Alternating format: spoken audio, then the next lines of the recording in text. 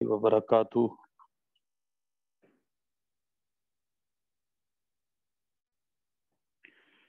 ان الحمد للہ نحمده ونصلی ونسلم علی رسولہ الکریم، اما بعد فاعوذ باللہ من الشیطان الرجیم، بسم اللہ الرحمن الرحیم۔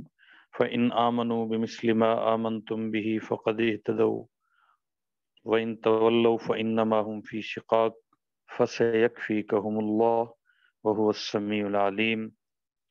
قال الله تبارك وتعالى في مقام آخر والسابقون الأولون من المهاجرين والأنصار والذين اتبعوهم بإحسان رضي الله عنهم ورضوا عنه۔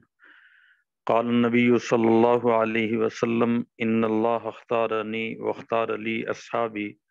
قال النبي صلى الله عليه وسلم في مقام آخر إذا رأيتم الذين يسبون أصحابي فقولوا لعنة الله على شركم، صدق اللہ العظیم وصدق رسولہ النبی الامین الکریم۔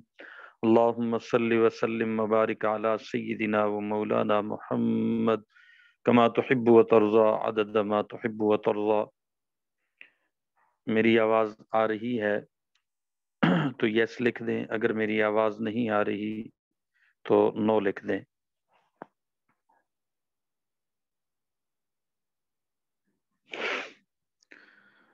چرخ خدا کے تارے سرکار کے صحابہ، چرخ خدا کے تارے سرکار کے صحابہ، راہبر میرے تمہارے سرکار کے صحابہ۔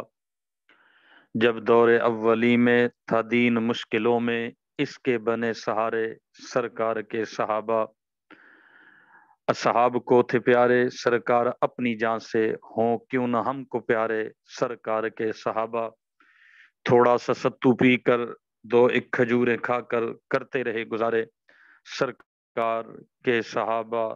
مشکل کوئی بھی آئی مشکل کے حل کی خاطر اللہ کو ہی پکارے سرکار کے صحابہ۔ خلفائے راشدین تو خلفائے راشدین ہیں، معیار حق ہیں سارے سرکار کے صحابہ۔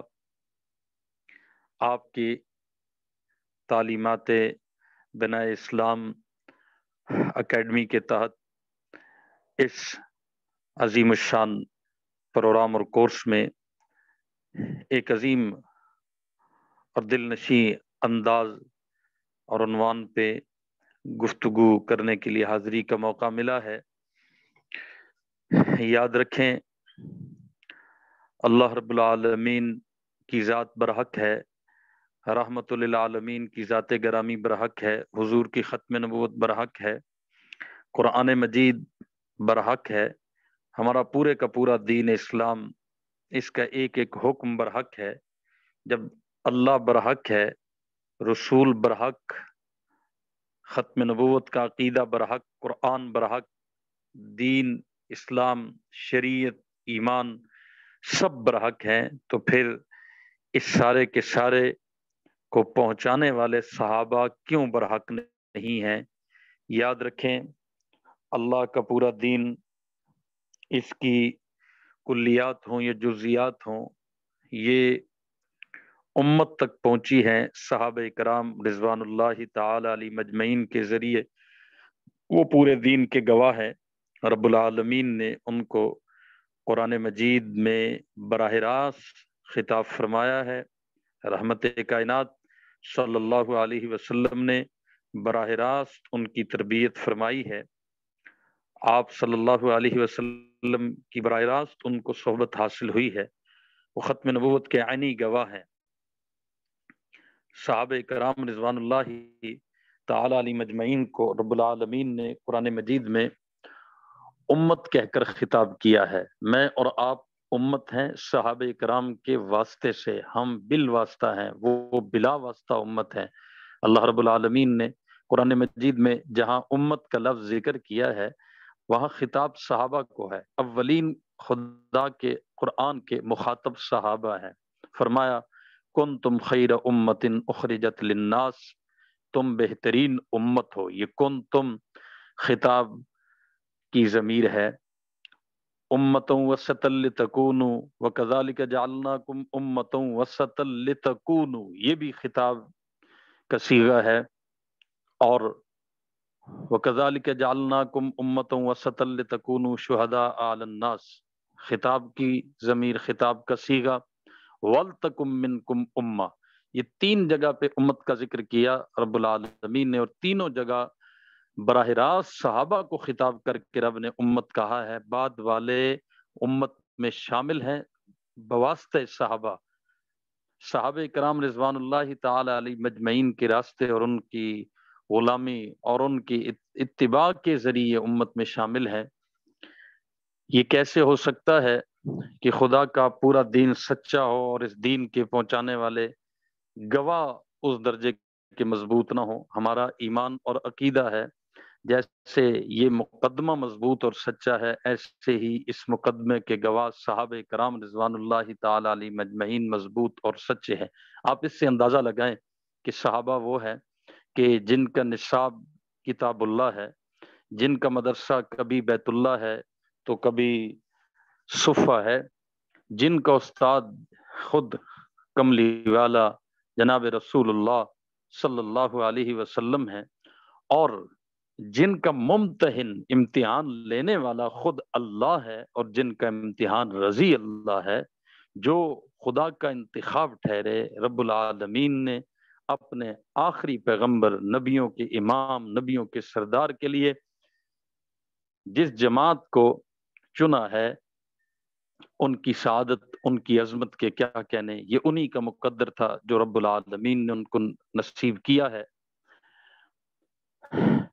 محترمات، آپ کے اس تعلیمات بنائے اسلام کورس کی وساطت سے میں یہ بات کہنا ضروری سمجھتا ہوں کہ ہم میں سے کوئی مفتی ہے، کوئی عالم ہے، کوئی قاری ہے، کوئی شیخ الحدیث ہے، بعد والی امت کے جتنے مناصب ہیں، جتنے مراتب ہیں، ان کے لیے کوئی نہ کوئی لگتا ہے۔ یہ حاجی صاحب ہیں، حج کیا ہے تو حاجی ہے، قرات پڑھی ہے تو قاری ہے، حفظ کیا ہے تو حافظ ہے، نمازیں پڑھتا ہے تو نمازی ہے، تہجد گزار ہے، شب زندہ دار ہے، پیر طریقت ہے، رہبر شریعت ہے، شیخ الحدیث ہے، مجتہد ہے، یہ خطیب ہے، یہ مناظر ہے، یہ مجاہد ہے۔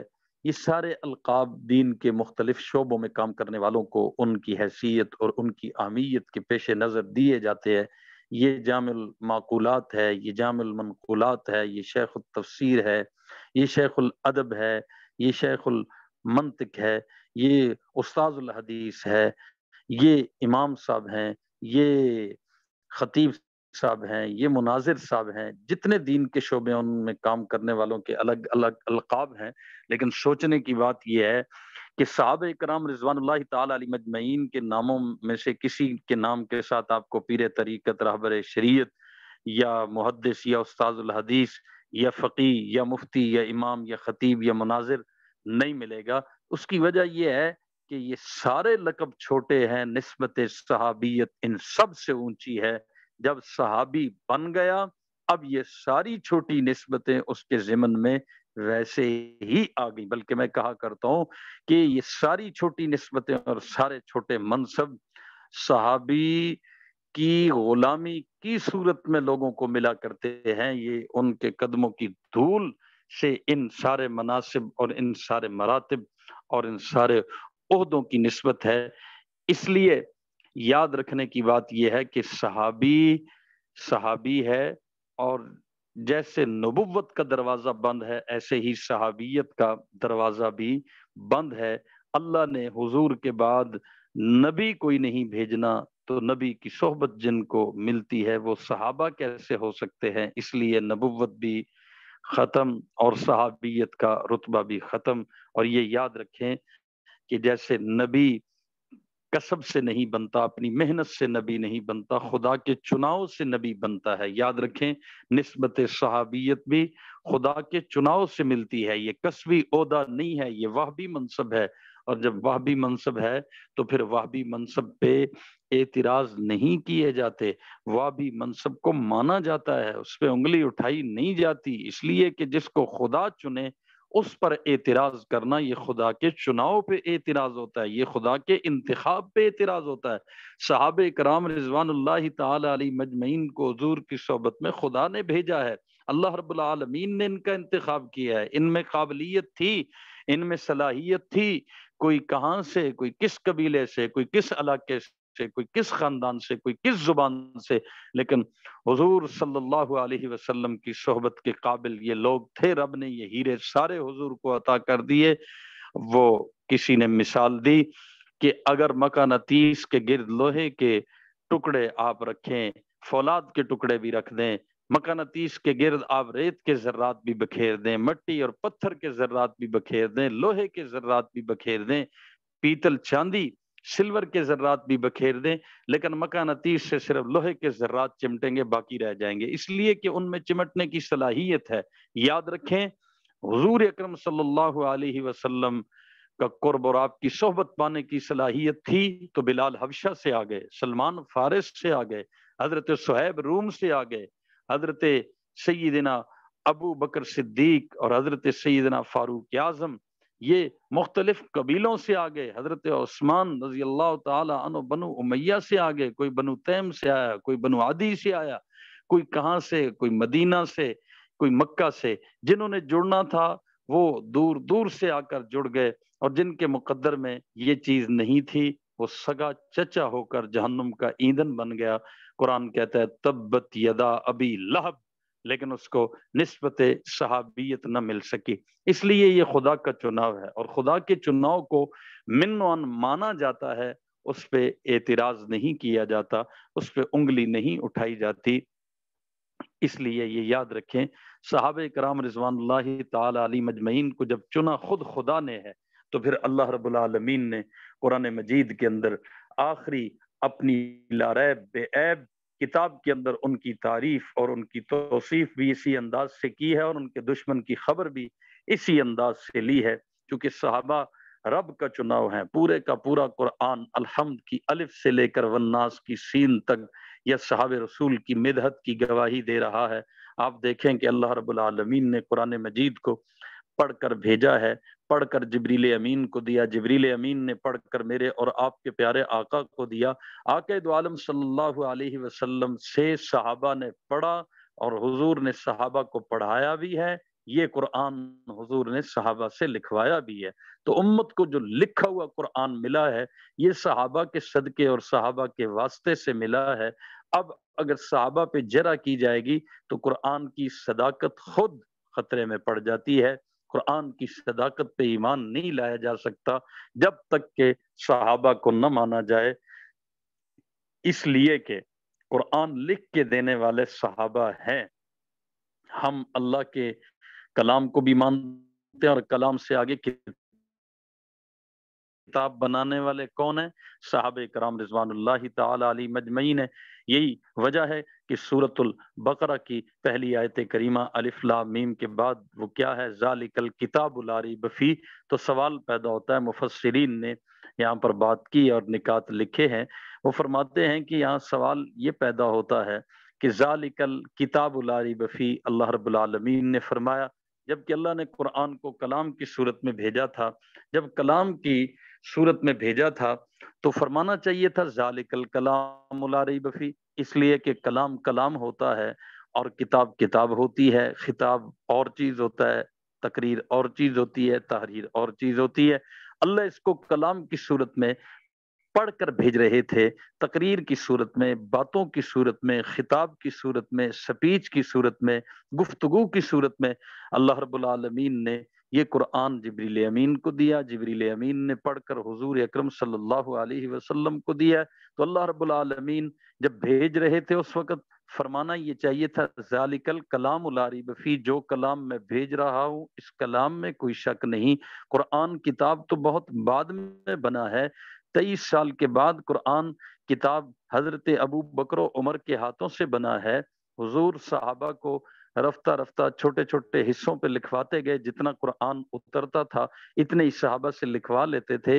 یہ کتابی صورت میں ان آیات کو جمع کر کے بہت بعد میں لکھا گیا۔ حضور جب دنیا سے رخصت ہوئے اس وقت قرآن ابو بکر و عمر، عثمان و علی اور سیدنا معاویہ رضی اللہ تعالی عنہم اجمعین کے ہاتھوں سے قرآن یہ کتاب بنا ہے، تو سوال پیدا ہوتا ہے کہ اللہ جی آپ نے بہت پہلے کہہ دیا تھا ذالک الکتاب لا ریب فیہ، حالانکہ اس وقت کہنا چاہیے تھا ذالک الکلام لا ریب فیہ، آپ نے اس وقت یہ کیوں کہہ دیا؟ تو اس کا جواب مفسرین نے دیا ہے کہ اللہ رب العالمین کی حکمت اس میں یہ ہے، قدرت کار فرما یوں ہوئی کہ اللہ کو پتا تھا کچھ ایسے بدبخت آئیں گے جو کہیں گے ہم قرآن کے کلام ہونے کو تو مانتے ہیں، کتاب ہونے کو نہیں مانتے، اس لیے کہ قرآن کو کتاب بنانے والے ابو بکر و عمر، عثمان و علی اور سیدنا معاویہ صحابہ کرام رضوان اللہ تعالی علیہ مجمعین ہیں، قرآن کی آیتوں کو محفوظ کرنے والی حضور کی ازواج ہیں، قرآن کے مصحف کو محفوظ کرنے والی حضرت حفصہ جیسی عظیم خاتون ہیں، یہ سارے گروپ سے اور سارے عظیم گروہ سے اور خداوندی اس جماعت سے جن کو بغض تھا، انہوں نے یہ کہنا تھا کہ ہم کلام کو تو مانتے ہیں، کتاب بعد والوں نے بنائی ہے، ہم صحابہ اور صحابیات اور ازواج مطہرات کے ہاتھوں سے بنی ہوئی اس کتاب کو نہیں مانتے۔ اللہ کو پتا تھا، اللہ نے پہلے ہی کہہ دیا ذالک الکتاب لا ریب فیہ، دنیا والوں جیسے میرے بھیجے ہوئے کلام میں کوئی شک نہیں، ابو بکر و عمر کی لکھی ہوئی کتاب میں بھی کوئی شک نہیں ہے۔ آپ اس سے اندازہ کریں کہ سورۃ البقرہ کی یہ پہلی آیت کریمہ صحابہ کرام اور بالخصوص حضرات شیخین کی عظمت کے گن گا رہی ہے، صحابہ کی صداقت کا ترانہ پڑھ رہی ہے، الف لام میم ذالک الکتاب لا ریب فیہ۔ آپ قرآن میں دیکھیں کہ یا ایھا الذین آمنو جہاں پہ آیا ہے 99 مرتبہ، 89 مرتبہ یہ قرآن مجید میں استعمال ہوا ہے، خاص القاب ایمان، خاص لقب ایمان والوں کا، خاص خطاب ایمان والوں سے۔ یا ایھا الذین آمنو جہاں جہاں قرآن میں آیا ہے، اس کا اولین مصداق کون ہے؟ کوئی آپ سے پوچھے، آپ کہیں صحابہ۔ جہاں جہاں قرآن میں ایمان والوں کی بات کرتے ہو خدا نے کم کی ضمیر استعمال کی ہے، اس سے مراد صحابہ، تم کی ضمیر استعمال کی ہے، اس سے مراد صحابہ، ہم کی ضمیر اللہ لائے ہیں، اس سے مراد صحابہ، والسابقون الاولون مراد صحابہ، قد افلح المؤمنون مراد صحابہ، الذین هم فی صلاتهم خاشعون مراد صحابہ، ان المسلمین والمسلمات والمؤمنین والمؤمنات والقانتین والقانتات الی آخرہ مراد کون ہے؟ صحابہ ہیں۔ وعباد الرحمن الذین یمشون علی الارض ہونا وَإِذَا خَاطَبَهُمُ الْجَاهِلُونَ قَالُوا سَلَامًا۔ ایمان والوں کی اللہ یہ شان بتا رہے ہیں، یہ خوبیاں گنوا رہے ہیں، اس سے اولین پہلے نمبر پہ مراد کون ہے؟ صحابہ ہیں۔ اور میں نے ایک وقت میں یہ لکھا تھا، آپ کو سنا دیتا ہوں، ہم نے صحابہ کرام رضوان اللہ تعالی علیہ مجمعین کے قرآنی تعارف یاد کرایا تھا طلبہ کرام کو، آپ کو بھی بتاتا ہوں۔ ان سب القاب میں آپ کو محسوس ہوگا کہ ایک خاص قسم کے وزن میں یہ سارے صحابہ کے القاب ہیں، جن میں مضاف الیہ لفظ اللہ ہے۔ آپ توجہ کریں گے، صحابہ کا نام حزب اللہ، یہ قرآن کی آیت ہے، اولئک حزب اللہ الا ان حزب اللہ هم المفلحون۔ صحابہ کا نام حزب اللہ، صحابہ کا لقب رجال اللہ، صحابہ کا مدرسہ بیت اللہ، صحابہ کا استاد رسول اللہ، صحابہ کا نصاب کتاب اللہ، صحابہ کا ممتحن خود اللہ، صحابہ کا نتیجہ اعد اللہ لہم جنات تجری من تحتها الانہار۔ یہ ساری آیات ہیں، صحابہ کا نتیجہ اعد اللہ، اور صحابہ کا تمغہ رضی اللہ، یہ بھی قرآن کی آیت ہے۔ صحابہ کو بشارت رضوان من اللہ، صحابہ کا عمل لوجہ اللہ، صحابہ کا ایمان مطلوب اللہ، صحابہ کا نعرہ رب اللہ، صحابہ کی جستجو فضلا من اللہ، صحابہ کا مقام اولیاء اللہ کا معمول،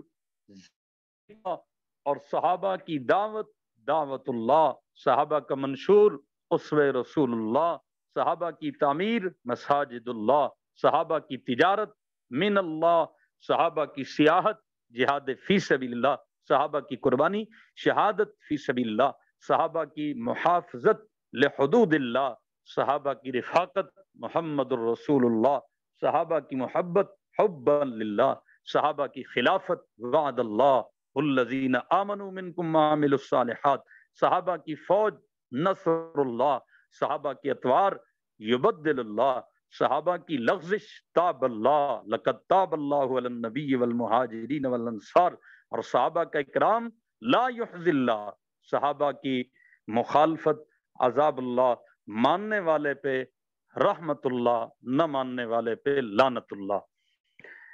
یہ خدائی فوج ہے، یہ خدا کا انتخاب ہے، صحابہ کرام رضوان اللہ تعالی علیہم اجمعین۔ اب میں تھوڑی سی بات آپ کی خدمت میں یہ کرنا ضروری سمجھتا ہوں۔ اللہ رب العالمین نے پہلے پارے کے بالکل آخری صفحے میں یہ بات فرمائی ہے، فَإِنْ آمَنُوا بِمِثْلِ مَا آمَنْتُمْ بِهِ، بعد والو تمہارا ایمان معتبر کب ٹھہرے گا، تمہارا ایمان ہمارے ہاں قابل قبول کب ٹھہرے گا؟ اللہ صحابہ کو خطاب کر کے کہہ رہے ہیں، صحابہ جب بعد والے تم جیسا ایمان لائیں گے تو ہم ان کا ایمان قبول کر لیں گے، فقد اہتدوا، وہ ہدایت یافتہ ہو جائیں گے، وہ ہدایت پانے والے ہو جائیں گے، وہ ہدایت پہ مانے جائیں گے جو تمہارے جیسا ایمان لائیں گے۔ اللہ نے صحابہ کو کسوٹی بنایا ہے، صحابہ کو معیار بنایا ہے۔ اللہ کے بنائے ہوئے معیار کو دنیا کا کوئی بدبخت چیلنج نہیں کر سکتا ہے، اللہ کی اس بنائی ہوئی کسوٹی کو کوئی چیلنج نہیں کر سکتا ہے۔ آج حکومت ایک خاص قسم کا وزن قرار دے دے کہ یہ کلو ہے، یہ سرکاری طور پہ 5 کلو کا تولا ہے، یہ نوٹ سرکاری طور پہ 100 کا ہے، یہ سرکاری طور پہ 50 کا ہے، پچھلے دنوں 75 کا نوٹ نکلا، اس کو کوئی چیلنج نہیں کر سکتا۔ تو ہم کہتے ہیں صحابہ کو صحابہ بنایا رب نے ہے، صحابہ کو بھی دنیا کا کوئی محدث، کوئی فقیہ، کوئی عالم، کوئی مفسر، کوئی رائٹر، کوئی قلم کار، کوئی انجینئر، کوئی ڈاکٹر، کوئی پروفیسر صحابہ کے اس مقام اور مرتبے کو بھی چیلنج نہیں کر سکتا ہے، اس لیے کہ ہمارا ایمان اور عقیدہ ہے ساری دنیا کے اصفیاء، ساری دنیا کے صلحاء، ساری دنیا کے نقبا، ساری دنیا کے نجبا، ساری دنیا کے صوفیاء، ساری دنیا کے اتقیاء، ساری دنیا کے مجتہدین، متکلمین، مفسرین، مجاہدین، شہداء، نیک بزرگ، اللہ والے، تہجد گزار، شب زندہ دار، ساری دنیا کے غوث، کتب، ابدال، ولی ایک دوسرے کے کندھوں پہ چڑھ کے کھڑے ہو جائیں بلندی تک پہنچنے کے لیے۔ ہمارا ایمان اور عقیدہ ہے کہ ساری دنیا کے نیک لوگ، جن میں حضرت امام ابو حنیفہ جیسے لوگ، حضرت امام شافعی، حضرت امام ابو یوسف، امام مالک، امام احمد بن حنبل، امام محمد، حضرت مجدد الفسانی، شاہ ولی اللہ محدث دہلوی، یہ اتنے بڑے بڑے لوگ ایک دوسرے کے کندھوں پہ چڑھ کے کھڑے ہو جائیں بلندی تک پہنچنے کے لیے۔ ہمارا ایمان اور عقیدہ ہے ساری دھرتی کے نیک لوگ مل کر میرے نبی کے بلال کے پاؤں کے ساتھ لگے ہوئے جوتے کے تلوے کو بھی ہاتھ نہیں لگا سکتے ہیں۔ بلال حبشی کے پاؤں کا وہ جوتا بھی پوری امت سے اونچا ہے، اس جوتے کا تلوا بھی پوری امت سے اونچا ہے۔ جو بھی ولی بنا ہے وہ صحابہ کی غلامی سے ولی بنا ہے۔ حضرت پیر پیران، محبوب سبحانی، قطب ربانی، حضرت شیخ عبد القادر جیلانی رحمت اللہ تعالی علیہ، جن کی ولایت پہ تواتر ہے، امت کا متواتر ولایت ہے۔ حضرت شیخ عبد القادر جیلانی فرماتے ہیں کہ میری ساری زندگی کی عبادتیں، ریاضتیں، مجاہدیں، مشقتیں، ساری زندگی کے فرائض، واجبات، نوافل، سنن، مستحبات، ساری زندگی کی اللہ اللہ، یہ نیکیاں، یہ تقوی، یہ بھلائی، یہ خیر، یہ ساری زندگی کی عبادت ایک طرف، اور جب کبھی بلال حبشی آذان دینے کے لیے رحمت کائنات صلی اللہ علیہ وسلم کے سامنے کھڑے ہوئے ہوں گے، جمعہ کی دوسری اذان مؤذن خطیب کے سامنے آنکھوں میں آنکھیں ڈال کے کہتا ہے، تو حضرت شیخ عبد القادر جیلانی کیا فرماتے ہیں؟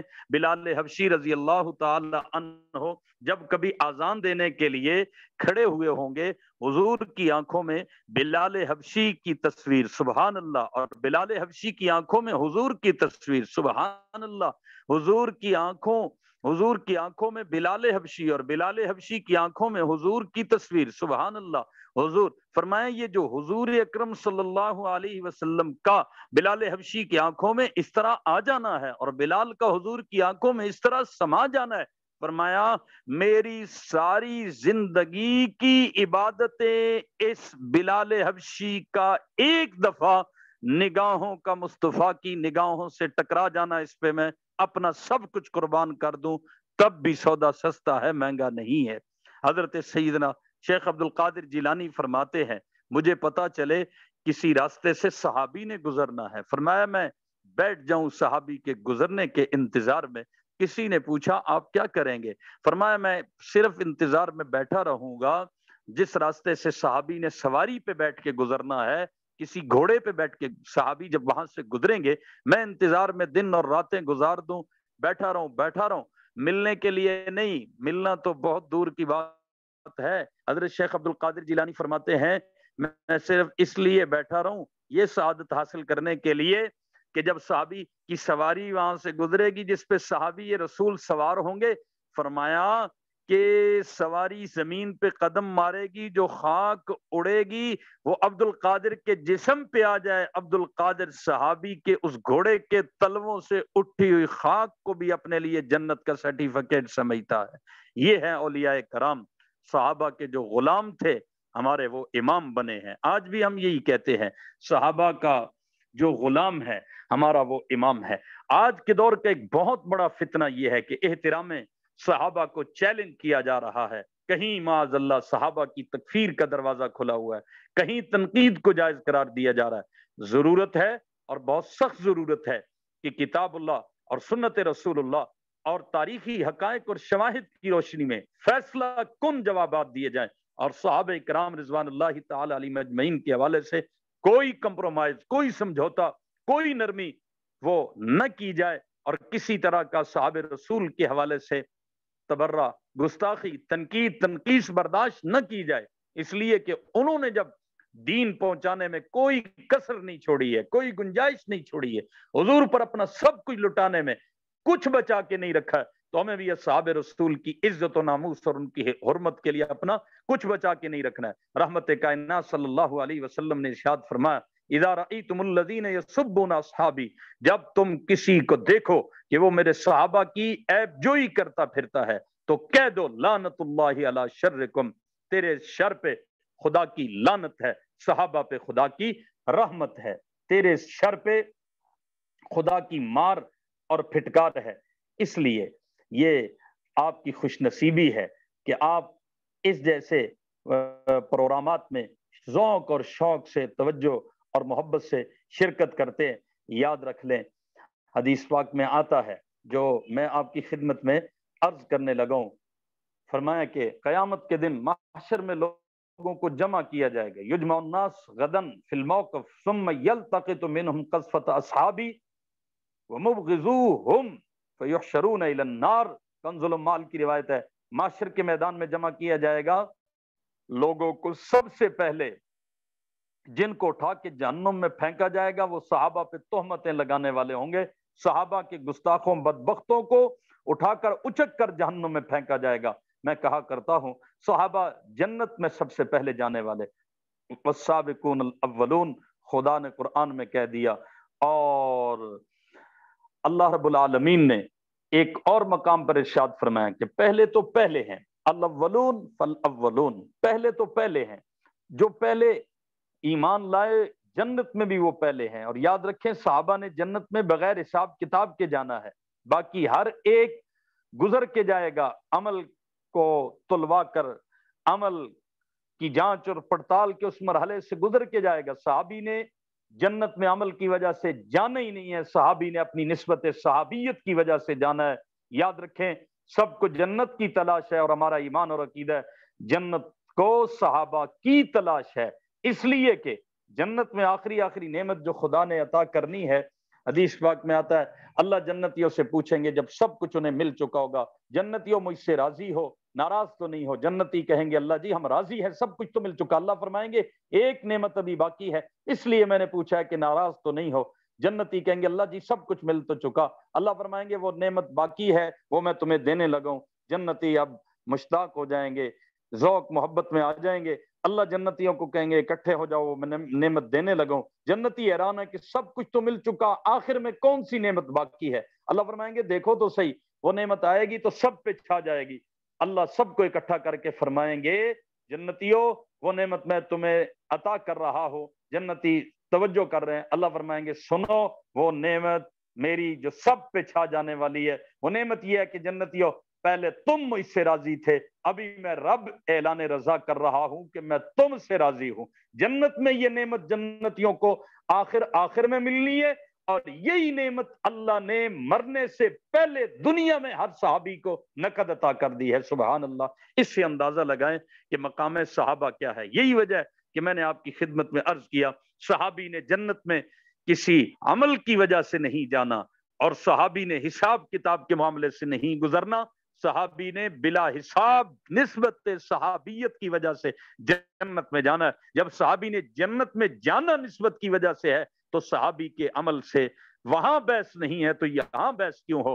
اگر صحابہ کہیں آپس میں لڑے, ہمارے حضرت علامہ خالد محمود صاحب فرماتے تھے کوئی کہے صحابہ کی لڑائی ہوئی کہو پھر, وہ کہے صحابہ آپس میں ایک دوسرے کے کبھی مخالف ہو گئے کہو پھر, وہ کہے صحابہ کرام رضوان اللہ تعالی علی مجمعین کی آپس میں کسی کی ناراضگی ہو گئی کہو پھر, کوئی کہے کہ صحابی سے یہ جرم ہوا کہو پھر, کوئی کہے صحابی سے یہ زیادتی ہوئی کہو پھر. تو ایک دفعہ فرمانے لگے حضرت علامہ خالد محمود صاحب رحمۃ اللہ تعالی علیہ فرمانے لگے کوئی کہے نا صحابی سے یہ جرم سرزد ہوا تو کہو ہے تو پھر بھی صحابی, وہ کہے صحابی سے یہ زیادتی ہوئی کہ فلاں کتاب میں لکھی ہے تو آگے سے کیا کہو ہے تو پھر بھی صحابی, ہے تو پھر بھی صحابی, ہے تو پھر بھی صحابی. خدا نے بھی یہی کہنا ہے, خدا والے بھی یہی کہتے ہیں کہ ہے تو پھر بھی صحابی.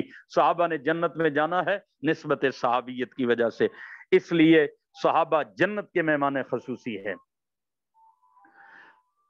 السابقون السابقون اولئک المقربون. سورۃ واقعہ میں خدا نے ارشاد فرمایا پہلے تو پہلے ہیں. پہلے تو پہلے کا مطلب یہ ہے سبحان اللہ, ہر صحابی نبی جنتی جنتی یہ وہی کہتا ہے جو خود جنتی ہو, اور جو جہنمی ہو اس کا ذرا سنے انجام. صحابہ جنت کے مہمان خصوصی ہیں, ہمارا ایمان اور عقیدہ ہے. خدا نے قرآن میں کہہ دیا ہے والسابقون السابقون, پہلے تو پہلے ہیں. جب کسی کے یہاں کوئی خاص مہمان آیا ہو اور پوچھا جائے نا کہ ان مہمانوں کے ڈرائیور نے کھانا کھا لیا, تو ڈرائیور کو کھانا دینے جاؤ تو وہ کہے جی میرے باس نے کھا لیا یا میرے مالک نے کھا لیا, تو میزبان کیا کہتا ہے بھائی وہ تو وہ ہیں, وہ تو وہ ہیں. جب ڈرائیور کو نہیں چھوڑا تو وہ کیسے چھوٹ سکتے ہیں, وہ تو مہمان خصوصی ہے. مہمان خصوصی مہمان خصوصی ہوتا ہے. اللہ نے قرآن میں کہا پہلے تو پہلے ہیں. صحابہ جنت کے مہمان خصوصی, اور صحابہ کا دشمن سب سے پہلے جہنم میں جانے والا ہے.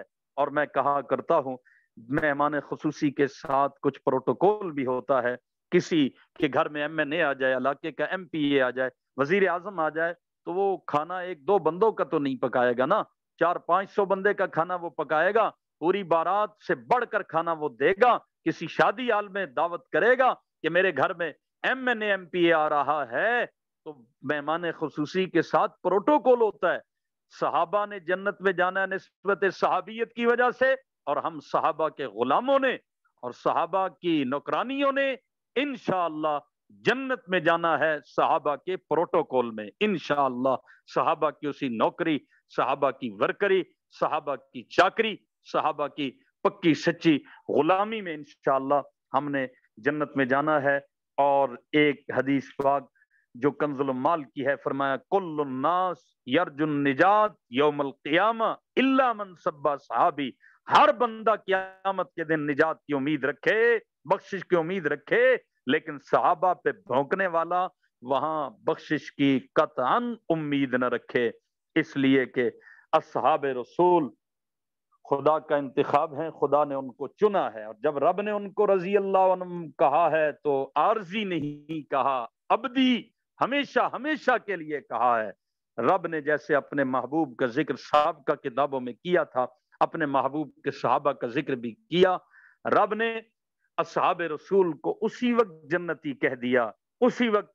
تو رب ماضی حال اور مستقبل سب کو جاننے والا ہے. کوئی چوڑا چمار صحابہ کے بارے میں کوئی بات کرے تو خدا کے اس انتخاب پہ وہ کیا کیچڑ اچھالے گا جو چاند کی طرف تھوکتا ہے تھوک اسی کے چہرے پہ آتی ہے، چاند اپنی پوری آب و تاب سے چمکتا رہتا ہے۔ اللہ رب العالمین صحابہ کرام رضوان اللہ تعالی علیہ مجمعین کو ہم گناہگار امتیوں کی طرف سے بہت زیادہ اجر عطا فرمائے، بہت زیادہ اللہ ان کو صلہ عطا فرمائے، ان کے شان شان ان کے درجات اور بلند فرمائے، ہمیں ان کی پکی سچی غلامی کی توفیق عطا فرمائے، اور آپ کے اس کورس کو اور ان جیسے اور کورسز کو کہ جو دین کی چوکیداری اور پہرہ داری اس انداز سے کر رہے ہیں۔ دیکھیں، ایک ہے مکان کی حفاظت کرنا اور ایک ہے مکان کے باہر چار دیواری کی حفاظت کرنا۔ آپ مجھے بتائیں، مکان اندر ہوتا ہے، کچن اندر ہوتا ہے، باہر ایک وال ہوتی ہے، دیوار ہوتی ہے، حویلی ہوتی ہے۔ آپ کہتے ہیں ہمارا گھر 10 مرلے میں ہے، کسی نے کہا میرا گھر 5 مرلے میں ہے۔ 5 مرلے کا کیا مطلب ہے؟ کمرہ تو ہوگا کوئی 1 مرلے میں، کوئی آدھے مرلے میں، کچن ہوگا بالکل چند فٹوں میں، لیکن یہ 10 مرلے کا مطلب ہوتا ہے دیوار کے اندر اندر 10 فٹ ہے۔ ہمارا ایمان مکمل ہے، ہم ادھورے نہیں ہیں، پورے ہیں۔ جب پورے ہیں تو ہم نے صرف یہ نہیں کہ کسی ایک مکان کے لیے یا ہم نے کچن کے لیے، بلکہ اس پورے دین کی عمارت کے وال کا نام اور اس پورے دین کی باؤنڈری کا نام صحابہ ہے۔ تو ایک بندہ کہتا ہے میں ایک مکان کی حفاظت کر رہا ہوں، میں یہ خدمت دین کی کر رہا ہوں، ہم کہتے ہیں ہم صحابہ جو پورے دین کے چوکیدار ہیں، پورے دین کی باؤنڈری ہیں، دین کی باڑ ہیں، دین کے محافظ ہیں، پہلے پہلے اس دین کے نے انہی کو دائرہ بنایا ہے، ہم سیدھے سیدھے ان کے محافظ ہیں۔ جب دیوار کے باہر کوئی حفاظت کے لیے بیٹھا ہوتا ہے تو وہ گویا پورے گھر کی حفاظت کر رہا ہوتا ہے، ایک ایک کمرے اور ایک ایک فرد کی، ایک ایک چپے کی حفاظت کر رہا ہوتا ہے۔ اس لیے اس گروپ میں جتنی عزیزہ بہنیں، طالبات، بیٹیاں شریک ہیں، ان سب کی خدمت میں یہ عرض ہے کہ صحابہ رسول کی پکی سچی غلامی کے لیے خود بھی محنت کریں، اپنے متعلقات تک بھی اس محنت کو پہنچائیں، اپنے بچوں اور اپنی نسلوں کو اصحاب رسول، آل بیت عظام کی محبت گھٹی میں پلا دیں۔ ان ہستیوں پہ کسی قسم کی ہماری نسلوں میں آنے والا بھی کوئی سودا بازی نہ کر سکے۔ جس دھرتی پہ صحابہ کرام پہ تبرہ ہوتا ہو، اس دھرتی پہ واجب ہے صحابہ کی مدحت۔ ہمارے ان تمام کلمات کو امید ہے کہ آپ قبول فرمائیں گے اور انہیں اپنے دل و دماغ میں جگہ دیں گے۔ اللہ ہماری بخشش کا ذریعہ بنائے اور ذکر پاک کی برکات اللہ ہم سب کو نصیب فرمائے۔ لے شوق سے نام صحابہ کا، کر چرچا عام صحابہ کا، گر طلب ہے تجھ کو جنت کی تو پلہ تھام صحابہ کا۔ قرآن کو کھول کے دیکھ ذرا، ہے فرض اکرام صحابہ کا۔ نبیوں کے بعد اس دنیا میں اعلیٰ ہے مقام صحابہ کا۔ کوتا نظر کیا دیکھ سکے، بالا ہے بام صحابہ کا۔ ہاں مجھ کو ناز امی اس پر کہ میں ہوں غلام صحابہ کا۔ ہم مدح صحابہ کی ایک دھوم مچا دیں گے انشاءاللہ، ہم مدح صحابہ کی ایک دھوم مچا دیں گے۔ یہ جذبہ ہے ایمانی، عالم کو دکھا دیں گے۔ اسلام کے گلشن کو سینچا ہے صحابہ نے، ہم ان کی محبت میں جی جان کھپا دیں گے۔ آپ سب کا بہت بہت شکریہ، دعاؤں کی درخواست۔ والسلام علیکم ورحمۃ اللہ وبرکاتہ۔